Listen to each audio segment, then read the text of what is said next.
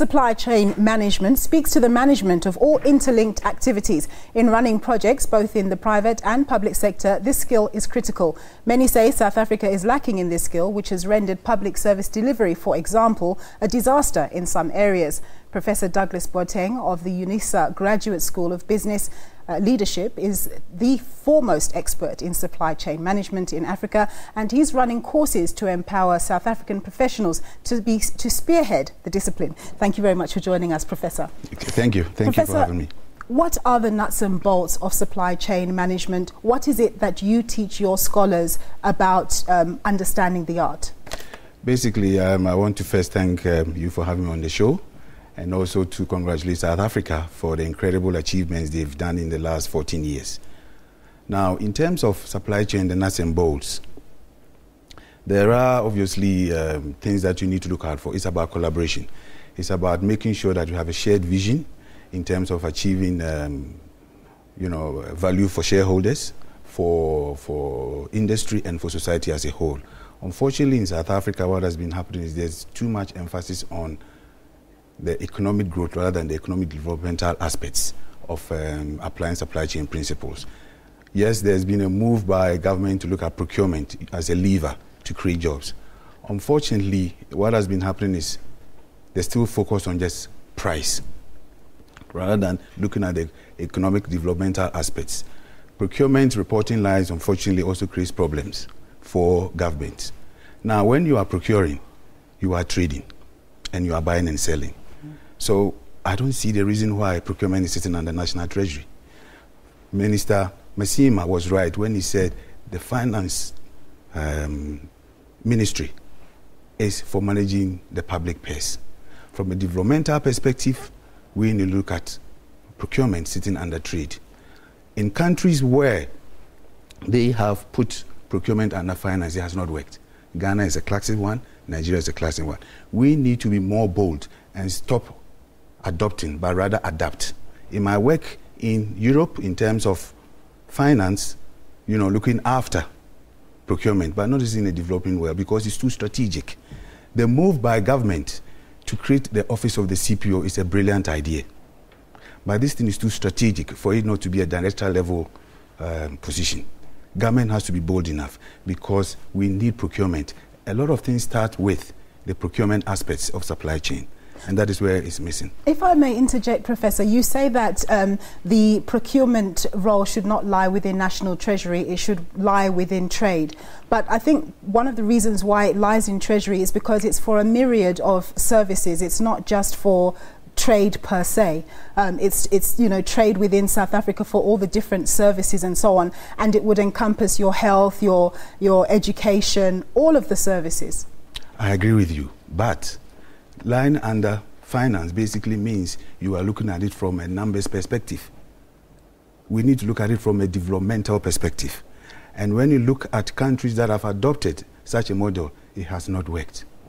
And we have to look at it from procurement as a buying and selling type of thing. And when you are buying and selling, you are trading.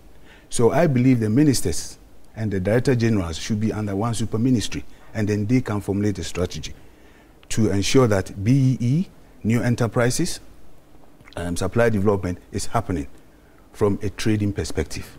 So how do we make that happen in practice in South Africa? I believe the government should revisit where the office of the CPO is sitting and then move it into trade and industry. Secondly, the CPO, the head of the office of the CPO, I believe the position should be elevated. It's too strategic. It's too important for this economy. But isn't part of the problem that that position hasn't actually been filled as yet? Well, the office of the CPO is right now filled. Okay. His name is Kenneth Brown. Okay. But it's not a director general level position. Yes. And I believe it should be elevated so that strategic input can be given from that office into government. What about in terms of the private sector? Because we're concentrating on the public sector right now. How well do we do supply chain management in the private sector? Private sector is doing, well, pockets of companies are doing extremely well. However, because of the reporting lines again, where the CPOs are reporting into finance, there's a conflict of interest. Recently, there was a study done, and I've been following this for the last 8 years. And now even the CFOs are saying that this creates ethical and conflicting challenges for them because they are supposed to be managing the company pairs. Now you want them to also develop SMMEs. There's a conflict. And CEOs are now saying that the CPOs and the chief supply chain officers needs to be elevated into the boardroom so that their views can be represented. I'll give you a classic case in terms of what has been happening. You know, in 1999, I could buy my underwear in South Africa, made in South Africa. Today, I know most of the people in this room in SABC, we are all wearing underwears from either India, China, or Bangladesh. We've collapsed the industry. Now, the CEOs are saying that the procurement people are obviously at fault because they gave them the advice. And I'm saying that they were not in the boardroom. Our shoes, our belts, is all being imported. How do you industrialize if all these simple things you are importing? Second thing, the reason why we are also not growing as fast as we want, we think too much about our own territories. Collectively, we are a very, very powerful continent, over 1 billion people. Now, South Africa, you have, let's say, depending on which statistics you read, 50 million, of which 50% live in poverty.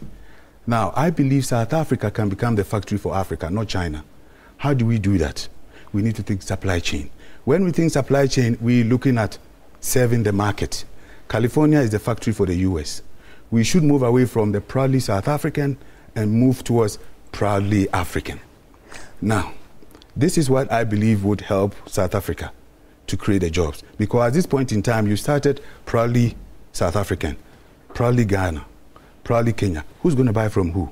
When you are picking up a product from the US, it said made in the United States. It doesn't say made in California or made in Texas. When you are picking up a product from India, it doesn't say made in Uttar Pradesh. It says made in India and made in China, not made in Beijing. We need to create an African brand to help South Africa. Professor, thank you for enlightening us. Thank you. That was Professor Douglas Boateng from UNISA's Graduate School of Business Leadership.